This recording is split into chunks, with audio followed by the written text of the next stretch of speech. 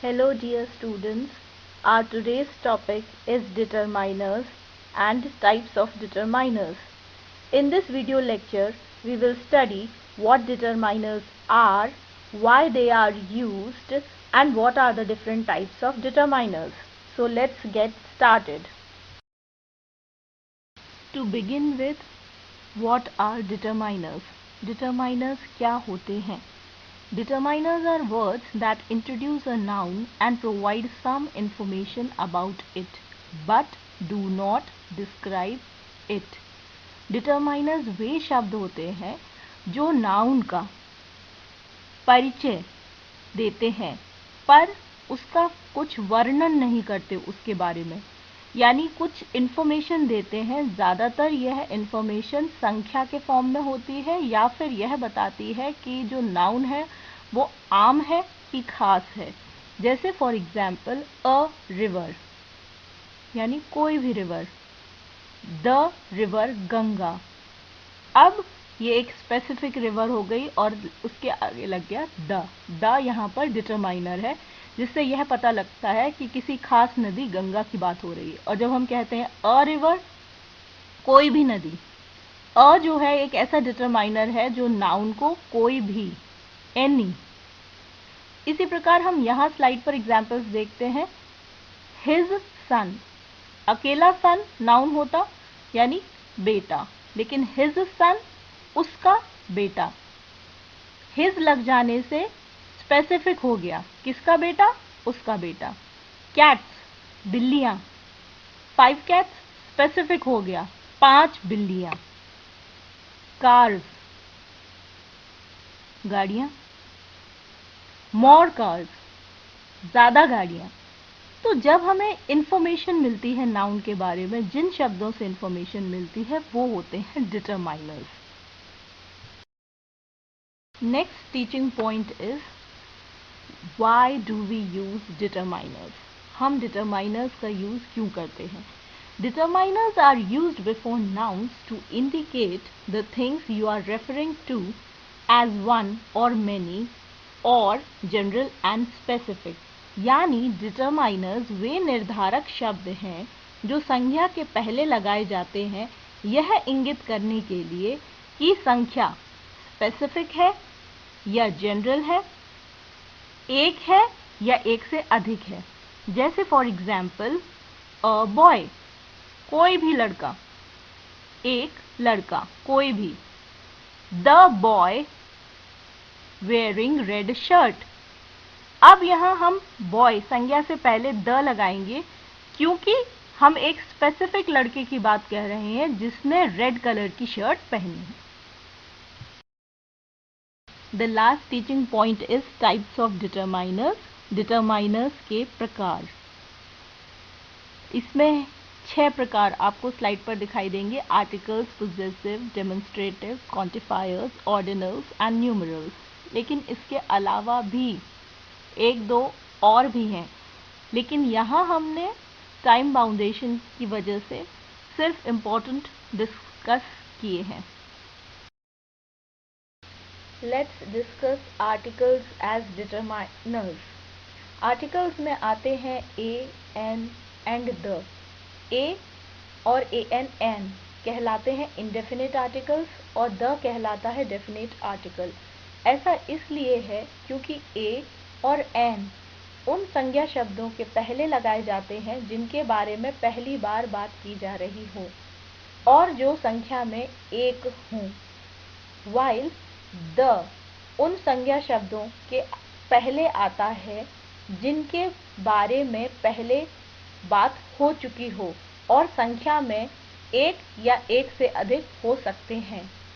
चलिए हम एक एग्जाम्पल से इसको समझते हैं। We saw a great movie last night. जब हमने कोई फिल्म पहली बार देखी तो हमने उसके आगे लगाया अ, we saw a great movie last night. लेकिन जब हम उस फिल्म के बारे में आगे बात करते हैं, मतलब दोबारा बात करते हैं, तब हम डिटरमाइनर द का इस्तेमाल करते हैं। जैसे the movie was about space aliens. अब हम नहीं लिखेंगे कि a movie was about space aliens. ऐसे ही Radha bought mangoes, the mangoes are in the basket. आइए जाने कि कहाँ हम डिटरमाइनर ए यूज़ करेंगे और किन शब्दों के आगे हम डिटरमाइनर एन यूज़ करेंगे।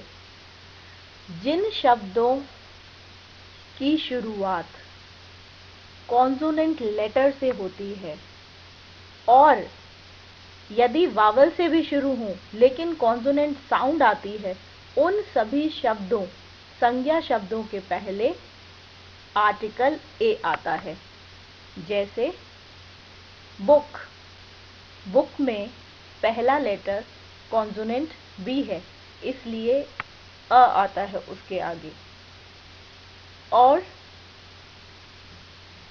अ यूनिवर्सिटी, यू वावल है लेकिन साउंड कॉन्सोनेंट य का आता है, इसलिए हम अ यूनिवर्सिटी लिखते हैं, जबकि वो वावल से शुरू होता है फिर भी।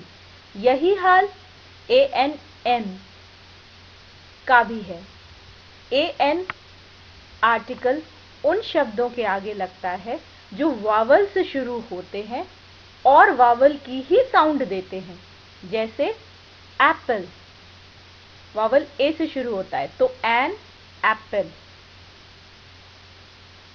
वही umbrella,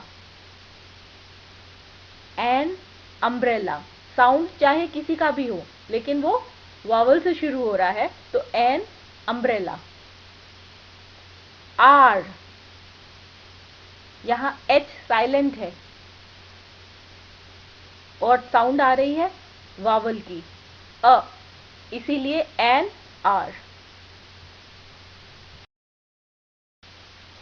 Possessive determiners, words like my, our, your, his, her, it and their are known as possessive determiners.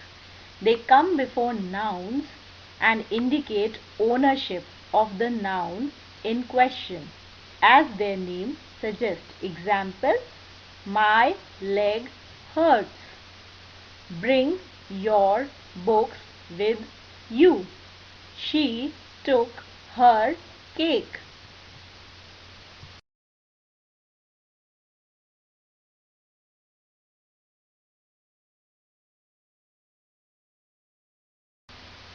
Demonstrative determiners. The demonstratives this, that, these, those show where an object or person is in relation to the speaker. बोलने वाले से object कितनी दूर है यह बताते हैं demonstrative determiners.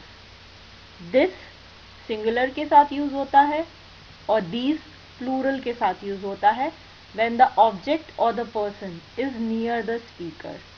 That singular and those plural use होते हैं जब ऑब्जेक्ट या पर्सन स्पीकर से दूर हो। यहां दूरी फिजिकल डिस्टेंस है। Let's see this with the help of an example.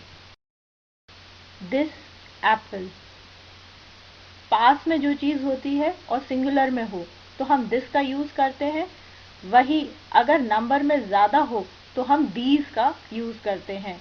और दूरी पास, पास के लिए सिंगुलर में दिस और प्लूरल में दीज। दूर की वस्तु या व्यक्ति के लिए सिंगुलर में दैट और प्लूरल में दोज।